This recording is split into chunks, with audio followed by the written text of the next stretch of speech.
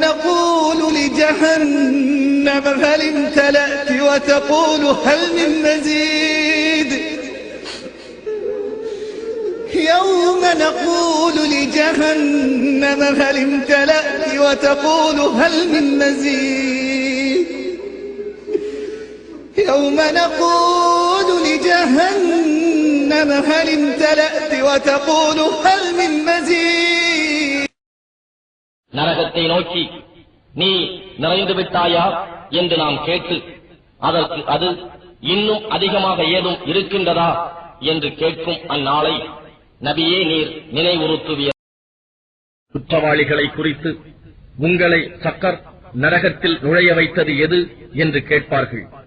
அவர்கள் பதில் கூறுவார்கள், தொழுபவர்களில் நின்றும் நாங்கள் இருக்கவில்லை, அன்றியும் ஏழைகளுக்கு நாங்கள் உணவும் அளிக்கவில்லை, வீணானவற்றில் மூழ்கிக் கிடந்தோருடன் நாங்களும் மூழ்கிக் கிடந்தோம், இந்த நியாய தீர்ப்பு நாளை நாங்கள் பொய்யாக்கிக் கொண்டும் இருந்தோம், உறுதியான மரணம் எங்களிடம் வரும் வரையில் இவ்வாறாக இருந்தோம் என கூறுவர்.